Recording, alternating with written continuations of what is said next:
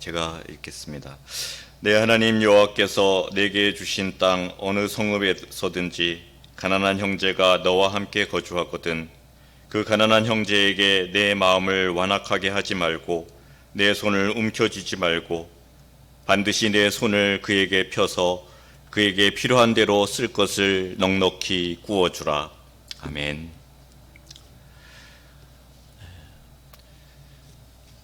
그동안 계속해서 신명기를 강해를 해왔는데요. 우리 교회 전체가 유치부 어린아이부터 장년까지 꿈이 있는 미래의 그 세대 통합 프로그램을 가지고 말씀을 묵상하고 있죠. 가정 예배도 그 말씀을 주제로 나누고 있고요. 꿈이 커리큘럼을 살펴보니까 올 8월 달에 신명기 후반부가 들어가 있더라고요. 그 신명기를 묵상을 하게 되는데 그때 이제 지금 민수기 강해를 수요일날 하시듯이 우리 담임 목사님께서 자세한 그 강해 설교를 하게 될 것입니다.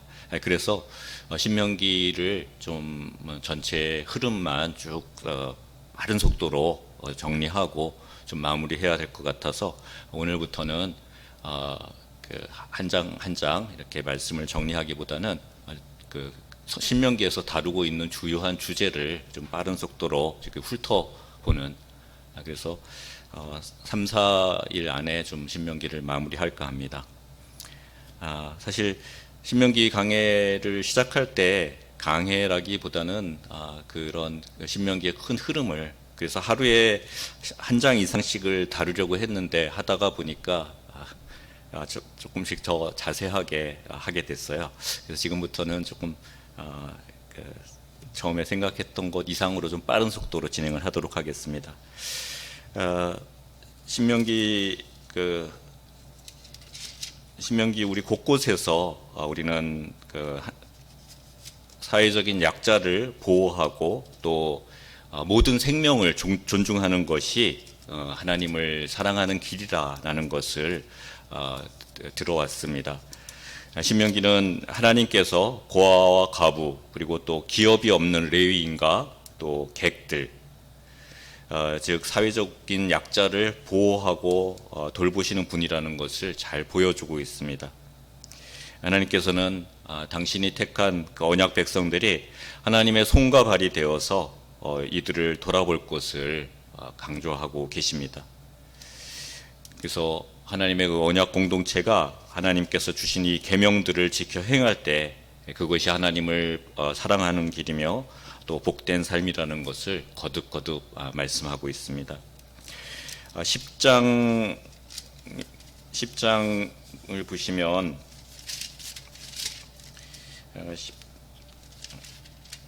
10장 17절 18절 를 보시면 너희 하나님 여호와는 신 가운데 신이시며 주 가운데 주시요 크고 능하시며 두려우신 하나님이시라. 사람을 외모로 보지 아니하시며 뇌물을 받지 아니하시고 고아와 과부를 위하여 정의를 행하시며 나그네를 사랑하여 그에게 떡과 옷을 주시나니 너희는 나그네를 사랑하라. 전에 너희도 애굽 땅에서 나그네 되었음이니라 라고 말씀하고 있습니다. 그렇습니다. 우리 이스라엘 백성도 종살이하고 또 그곳에서 벗어나 나와서 여전히 나그네 삶을 살아가는 그런 삶이었고, 우리 모두의 삶도 결국은 나그네와 같은 삶이죠. 이 세상에 영원히 우리의 마음을 두고 안식할 곳은 없습니다. 우리의 영원한 안식은 하나님께서 예비한 하나님 나라에 있는 것이죠. 그래서 우리의 나그네 됨을 잊지 않고 이 세상의 삶 속에서 방황하고 헐벗고 줄이는 이들을 보살피는 일, 그것이 우리가 감당해야 될 몫인 줄로 압니다. 그래서 오늘 그 말씀 15장 말씀 바로 전에도 11조 규례를 말씀하시면서 4장 28절 29절을 보면 매 3년마다 그해 소산의 11조를 저축하라고 말씀하고 있습니다. 그래서 그 목적은 레위인과 객과 고아와 가부를 배부르게 먹고, 그래서 그런 일을 행할 때 그것 자체가 하나님께서 너에게 주시는 복이다, 범사에 내게 복을 주시라 그랬는데 그 일 자체가 복이다라고 또 이렇게 볼 수가 있습니다. 또 8절에 보면 우리 15장 8절 읽은 말씀에서도 가난한 자에게 그 마음을 완악하게 먹지 말고 손을 움켜쥐지 말고, 즉 내 소유를 지키려고 이렇게 손을 움켜쥐지 말고 오히려 손을 펴서 가난한 자에게 넉넉히 주라라고 말씀하고 있죠. 한 장을 넘겨서 16장 13절 14절에서는 16장에서는 그 3대 절기에 대해서 말하고 있죠. 그래서 초막절을 지킬 때 성읍에 함께 거주하던 레위인과 객과 고아와 가부와 함께 즐겨라 라고 또 말씀하고 있습니다. 24장 10절에서 13절에서도 가난한 자에게 무엇을 구워주고 옷을 저당 잡혔으면 해질 때 반드시 그에게 돌려주어서 덮고 자게 하라라고 명령하고 있습니다. 이스라엘 백성들에게 겉옷은 아주 뜨거운 햇빛을 막아주는 옷이기도 하고 바람과 모래로부터 보호해주는 옷이기도 하지만 잠잘 때는 그것이 또 이불이 되는 것이죠. 그래서 그것을 저당 잡았다고 하면은 밤에 잠자기 전에 그것을 돌려줘라라고 말하고 있습니다. 또 24장 그 14절 15절을 보면 공궁하고 비난한 품꾼을 학대하지 말아라. 품삯을 미루지 말고 그 당일에 주어라. 그리고 절대 떼먹지 말아라 라고 명령하고 있고요. 또 17절 24장 17절에 보면은 역시 과부의 옷을 저당 잡지 말라라고 말씀하고 있습니다. 또 24장 19절에서 22절에서는 추수할 때 밭에 곡식과 과일을 일부 그냥 남겨두어라. 그래서 가난한 이들이 그것을 취해서 먹도록 하여라. 이렇게 명령하고 있습니다. 우리 오늘 말씀의 그 중반 그 15장의 가운데 부분 12절부터 18절에서는 종을 대우하는 법이 나오죠. 거기에서도 동족인 이스라엘 사람이 종일 경우에 7년째는 무조건 그 종에서 벗어날 수 있게 하라고 자유를 주라라고 하고 있죠. 근데 그 자유를 줄 때 그냥 빈손으로 내보내지 말고 풍족하게 줘서 보내줘라라고 말씀하고 있습니다. 또 23장 15절에서 16절에서는 주인을 피해 도망친 종을 주인에게 돌려주지 말고 성읍에 함께 데리고 있으면서 그를 압제하지 말아라. 또 이렇게 명령하고 있습니다. 참 어떻습니까? 이런 말씀들을 대할 때 이런 말씀들은 지금 현재의 기준으로 봐도 굉장히 급진적인 그런 규례가 아닐까 생각됩니다. 만약 우리가 우리 주변에 이런 규정을 그 문자 그대로 지키는 사람들을 본다면 어떨까요? 이런 규정들을 문자 그대로 지켜가는 그런 교회들이 있을까요? 만약 그런 교회들이 하나둘 늘어나기 시작한다면 우리가 살아가는 이 사회의 모습은 정말로 아름답고 정말로 행복한 그런 사회가 될 것입니다.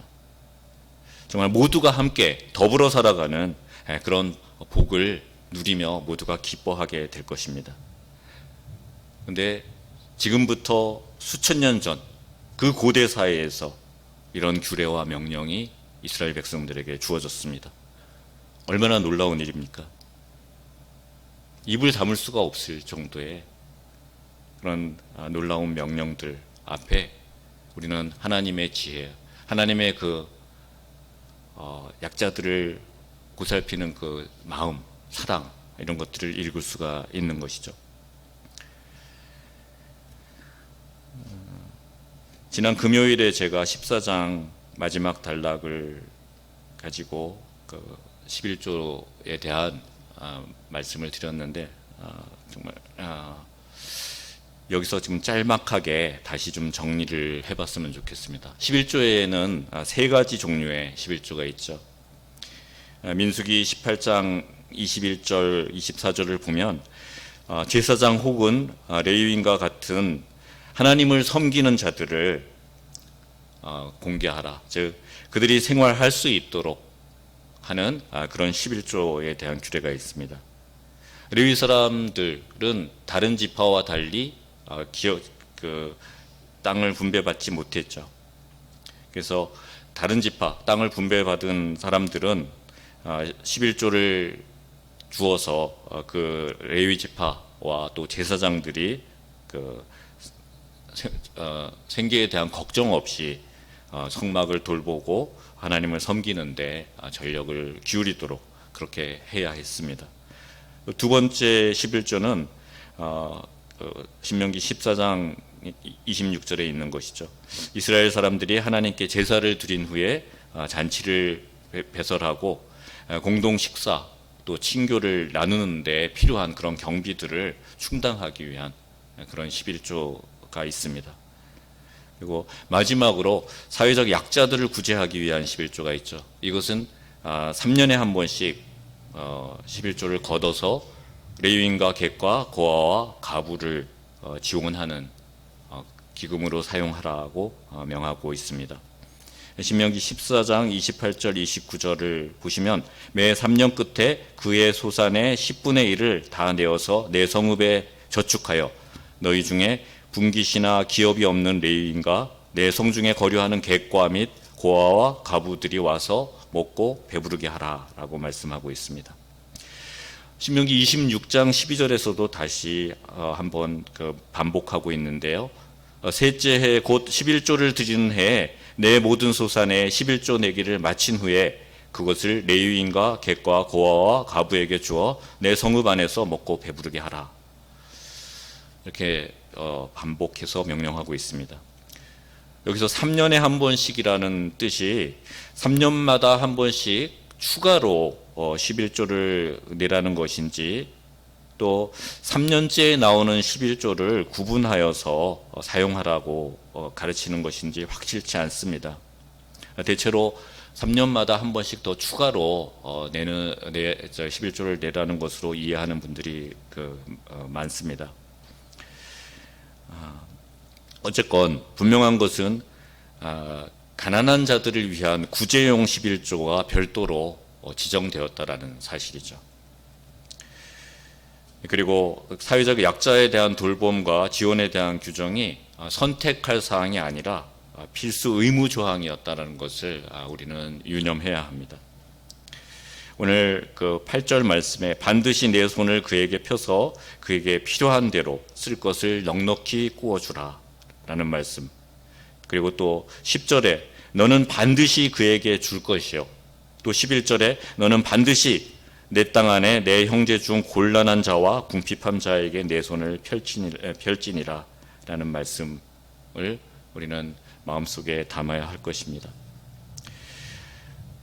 신명기는 더 나아가서 이 사회적 약자에 대한 보호뿐만이 아니라 모든 생명을 아끼라, 존중하라 라는 가르침이 반복되죠. 4장 41절에서 43절 그리고 또 19장 1절에서 10절까지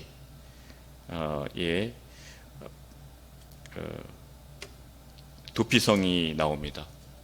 어저께 민수기 35장에 나오는 도피성의 의미를 담임 목사님께서 깊이 있게 다뤄주셨지만 도피성 제도는 일단은 이스라엘의 삶 속에서 실수로 살인을 저지른 자가 복수를 피해서 그 생명을 부지할 수 있도록 하는 그런 제도였습니다. 신명기 20장 10절에서 11절을 보면 전쟁할 때 적이 항복을 하면 살려둘 것이다 라고 말하고 있습니다. 또 22장에 보면 심지어 그 동물들이 길을 잃고 헤매는 것을 보면 반드시 주인에게 데려다 주며 만일 동물이 다쳤을 경우에는 일으켜 세워주라고 명령하고 계십니다. 또 22장 6절에서 7절을 보면 새의 둥지를 발견했을 경우에 어린 새와 어린 새를 함께 잡아먹지 말라라고 명령하고 있죠. 이런 말씀들을 보면 하나님께서는 사람뿐만 아니라 모든 생명을 정말로 소중히 여긴다라는 것을 볼 수가 있습니다. 이런 말씀을 읽으면서 우리는 정말 모든 생명을 소중하게 여기는 하나님 앞에 감격할 수밖에 없는 것이죠. 22장 8절에 보면 집을 건축할 때는 지붕에 난간을 만들어서 사람이 추락하지 않도록 방지할 것에 대해서 명령하고 있습니다. 이스라엘 집들의 가옥을 보면 돌과 흙으로 벽을 쌓고 위에는 나무 가지들로 이렇게 덮어서 지붕을 만들죠. 그래서 그 더울 때는 그 위에 올라가서 쉬기도 하고 그럽니다. 그런데 난간이 없으면 실수로 떨어질 수도 있잖아요. 그래서 지붕에 난간을 만들어라, 추락을 막도록 해라, 이렇게 규례를 주시는 것이죠. 이런 것까지 하나님께서 말씀하셔야 되나 할 정도로 우리가 알아서 할 수도 있을 텐데, 그만큼 하나님께서는 생명이 다치고 손상되는 것을 안타까워 하신다라는 것이죠. 그래서 우리가 모든 일을 행할 때 우리나라에 정말 안전장치가 제대로 돼 있지 않은 상황에서 일하다가 죽음을 당하는 그런 일들이 계속해서 벌어지고 있지 않습니까? 생명을 지키기 위한 일에는 정말 어떤 것이든 아끼지 말고 투자를 해야 되는 것이죠. 심지어 범죄자를 태형으로 처벌할 때 25장 2절 3절을 보면 40대 이상 때리지 말라라고 하고 있습니다. 사실 40대는 죽음에 이르게 하는 태형이죠. 그래서 죽지 않을 정도로 하라. 당연히 범죄자는 당연히 그에 대한 처벌을 받아야 하지만 그 범죄자들도 회개하고 돌이켜서 살아갈 수 있는 기회를 주라라고 말씀하고 있는 것이죠. 정말 읽으면 읽을수록 이렇게 깨알같이 생명을 존중히 여기라는 그 하나님의 말씀 앞에서 우리는 어떤 태도를 취해야 할까? 참 하나님의 이런 모든 명령들 앞에 우리를 하나님의 백성으로 삼아 주셨는데 우리는 과연 정말 얼마나 생명을 사랑하며 또 가난한 이웃들을 배려하고 보살피는 일에 우리의 삶을 헌신하고 있는가? 이런 말씀들에 비추어 보면은 언제나 정말 부끄러운 그런 마음을 느끼게 됩니다. 우리 이 시간에 하나님께서 이스라엘 백성들에게 하나님을 사랑하는 길이 그들의 공동체 안에 있는 사회적 약자들에 대한 배려와 돌봄, 그것을 통해서 드러나야 한다. 그리고 모든 생명을 정말 아끼고 존중해야 한다라는 그 하나님의 명령을 다시 한번 우리 삶 속에 되돌아보면서 오늘 하루 정말 우리가 그런 삶을, 하나님의 사랑을 드러내고 하나님의 정의와 하나님의 공의를 드러내는 그런 삶을 살아갈 수 있도록 우리 연약하고 날만을 아는 그런 욕심으로 가득 찬 우리가 예수 그리스도를 바라보며 그분이 가신 길을 따르며 하나님 앞에 참된 예배로 우리 삶을 드릴 수 있도록 오늘 하루의 삶을 하나님께서 이끌어 주시옵소서 하는 그런 마음으로 기도하며 하루를 이끌어 갔으면 좋겠습니다. 기도하겠습니다.